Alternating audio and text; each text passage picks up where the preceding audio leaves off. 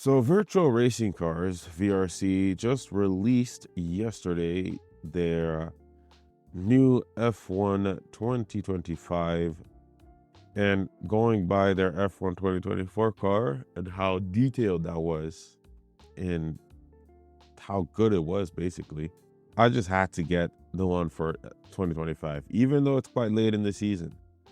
But with this car now, we'll be able to do lap times around all the F1 tracks and then some. And really, because I feel like this is the most accurate representation of an F1 car, especially in comparison to the other F1 mods. Now, the other F1 mods are very friendly, easy to drive, and you can push them very nicely, and it's great. This one from F1 2024, and I'm pretty sure it's still going to carry on as they keep improving on every iteration. In 2024, the suspension was so stiff, almost basically felt like a real F1 car, where you had to really make the setup super soft but not too soft to be able to handle the car correctly. And in the other F1 mods, it just feels like the car is way more soft. The suspension is way, way, way more soft. Now, I don't know how accurate that is at the end of the day, but this car it feels tricky and good. When you can be quick on this car, it's very satisfying. So let's hope that in the F1 2025 one, it's the same. And it's also because of how detailed everything is. You can map and program everything.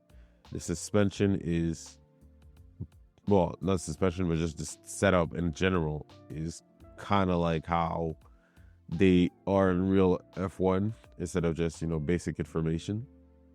So you got to really know what you're doing if you want to make this car handle right. And yeah, but I just put everything down to default with the hards, no power utilization deployment, telling the car when to deploy. But whatever, let's just get into the track. I just woke up and yeah, let's just get into the track. We're gonna do with this view because sure I could do with that view, but sure, let's do it with this view for now. And of course you have to, I pressed the wrong button, my fault. Of course you have to start the car yourself when you're using the Pro version. So there's that. Let's just put it on this mode. Oh wow, it still remembers the mapping from the F1 2024 car. It's nice that it's the same. No, I don't know what this means. But anyways, without further ado, let's just get on the track. I don't know what's happening with the head movement. I did some changes on CSP by taking what Tom 97 did. And I don't know what it did for the first-person camera. But, okay, I'm just gonna deal with it. So already, the car feels very planted, almost inviting you to push. It's like some F1 drivers have said, it's not very hard to drive those cars. Volume is a little too loud for me. But yeah, it's not very hard to drive those cars. Actually, let me not lower this volume. Let me lower the other volume. I'll be right back. But yeah, this is obviously Imola with the F1 2025 skin by Pyre. A lot of his skins are very well made. Some of his skins are a bit inaccurate, and I wish that he also knew how to edit the world a little bit more, because some of his skins would require some changes done in the environment, and unfortunately he hasn't done that.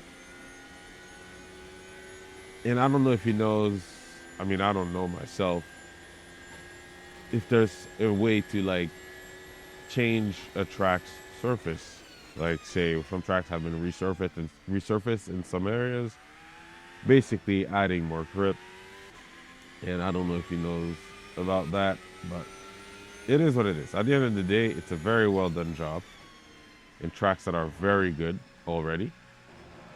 And yeah, now I'm just getting myself familiar with this car already.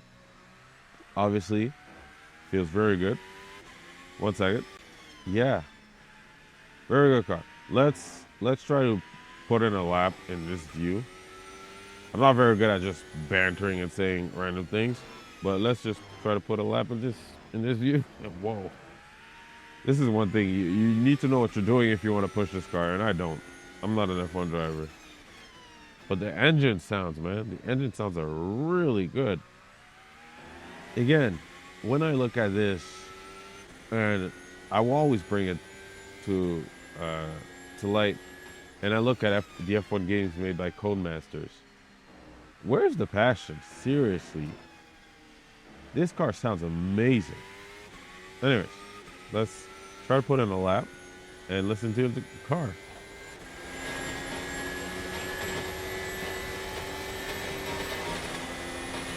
You can literally hear the floor being scraped.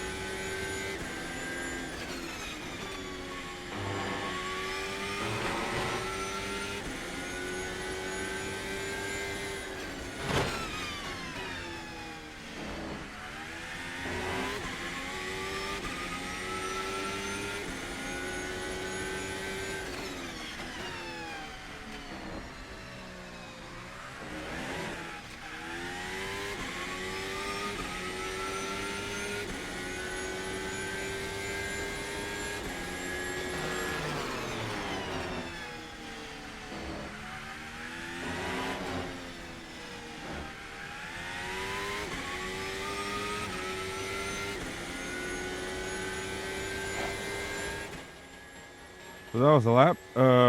Again, wow, this car, it sounds amazing. The handling is nice. I mean, it wasn't a competitive lap in the slightest. A 125 is quite slow, but wow, tires were cold.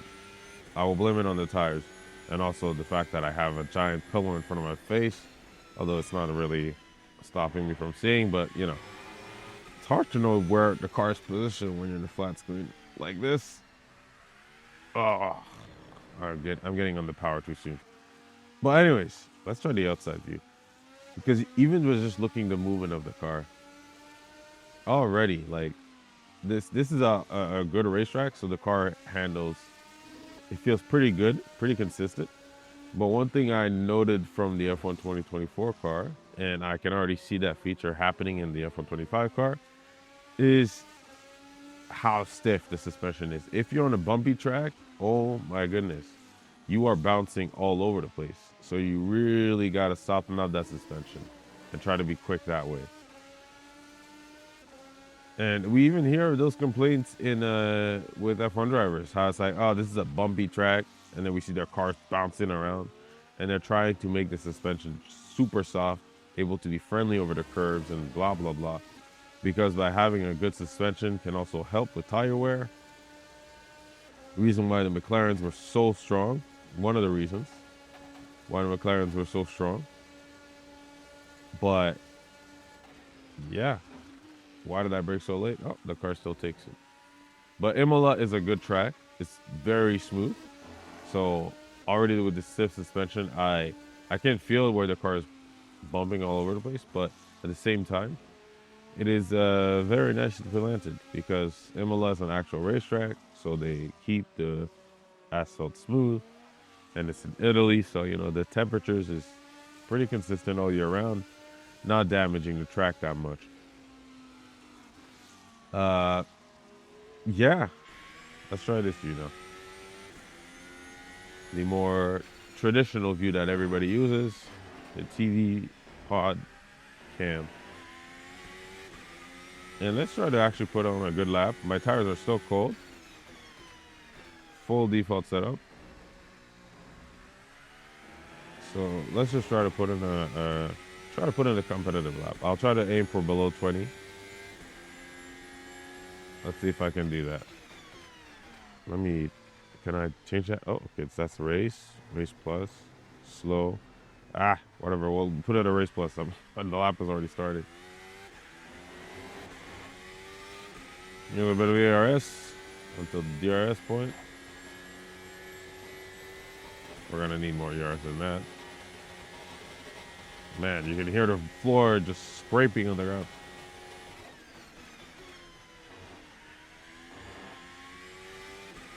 Just gotta trust in the downforce. Again, just like with Le Mans Ultimate. Oh, the cars feel so intuitive, but at the same time, I mean, due to that intuitiveness, it invites you to push, but you gotta be careful. And F1 cars are a bit more sensitive than, say, your GT3s, your Le Mans cars. Oh, you really gotta be on the edge. So you really gotta be careful. Do not abuse these cars. There's a small window of operation where you gotta dance around. I don't know if it's a little bit bigger than that in real life, because this feels like it's very narrow, especially in comparison to the other F1 car mods.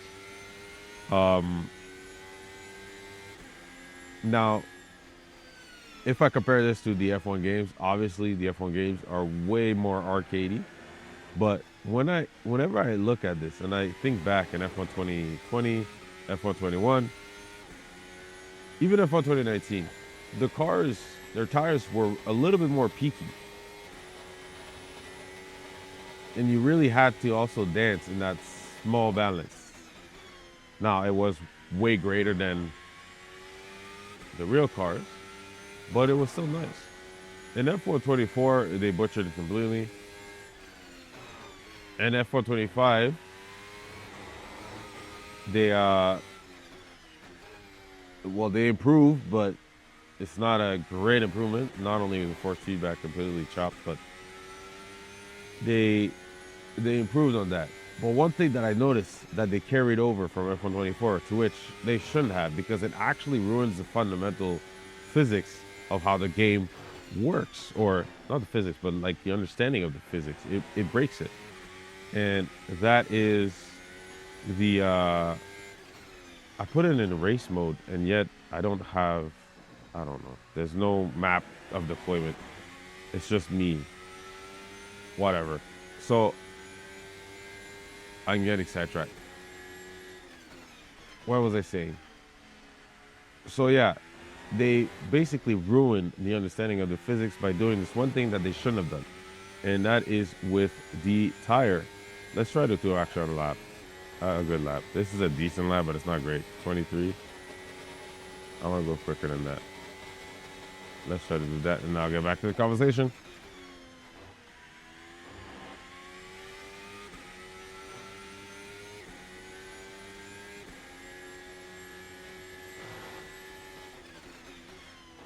Whoa! Why did I do that?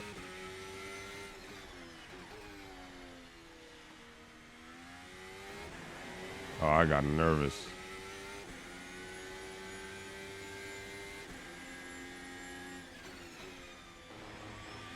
Whoa! Backhand trying to step out on me. Really gotta be on the nose and listen to the force feedback.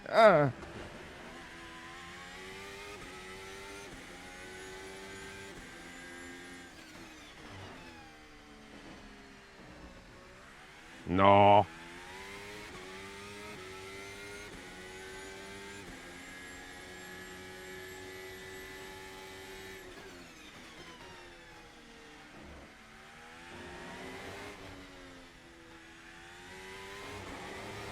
So nervous.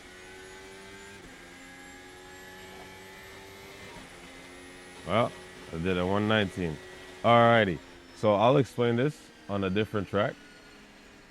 You probably saw the because with the Gran Turismo UI, you see how many kilometers I've done on the car.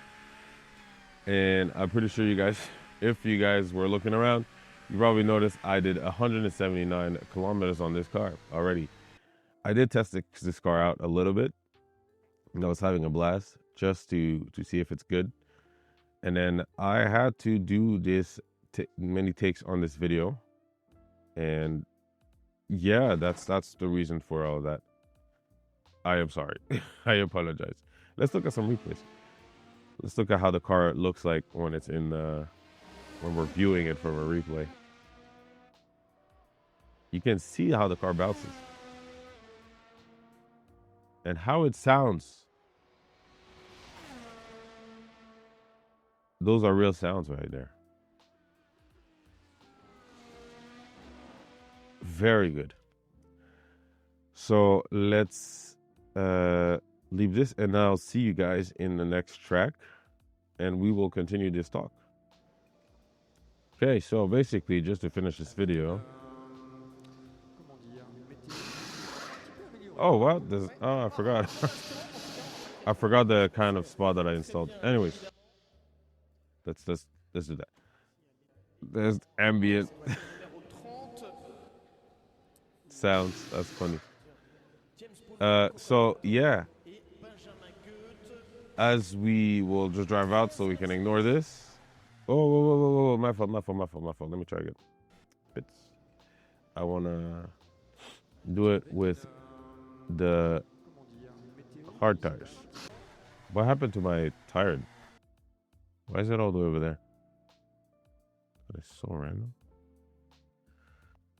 Okay. Oh, it's gone. Okay. Anyways, I'm gonna figure that out later.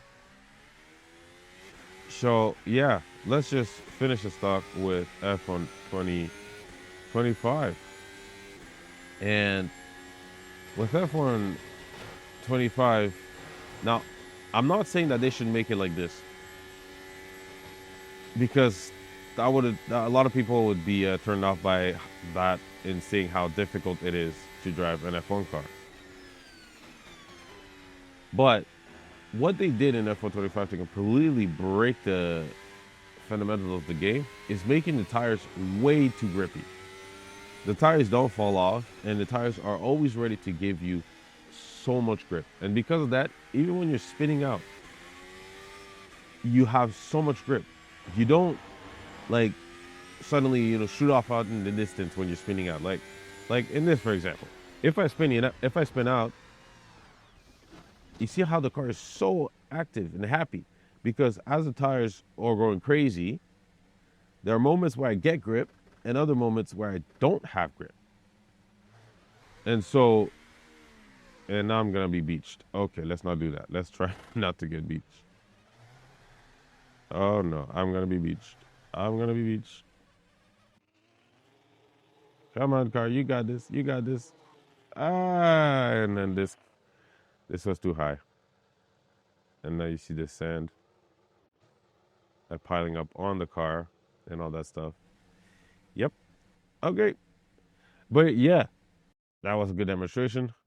Let's go back. So that's the thing.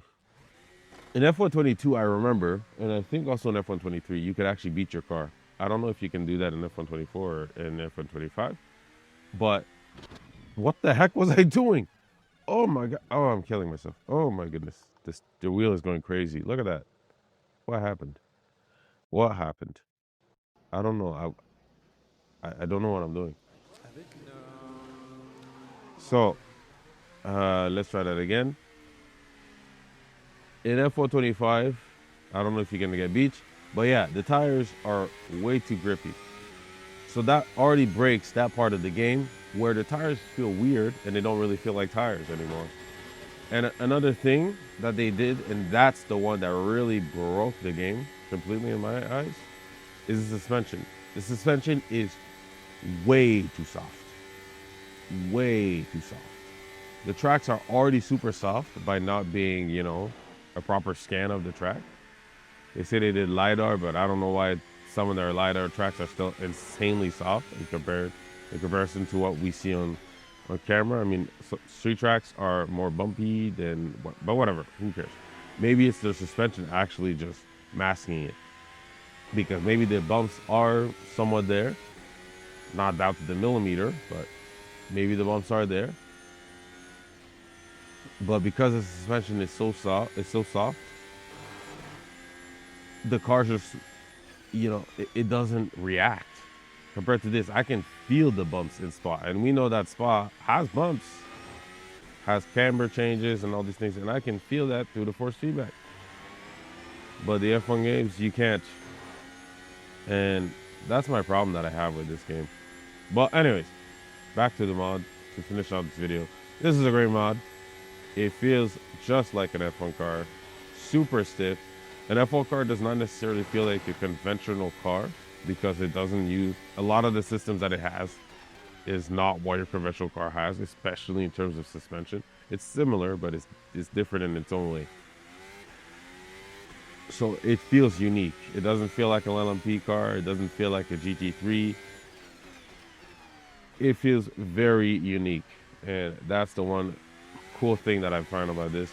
So I'm going to continue to make some laps and maybe try to do some beat the pole laps with this car for F125, as I've had the idea to do for F124, but we're going to see what we can do with that. But that's the end of this video. I don't know if this video was long. I'm probably going to cut it a little bit. If you liked it and you want to see more, as there's going to be more in this channel, subscribe, like the video. I don't know if people still ask people to share, but do that. And I will see you guys in the next video.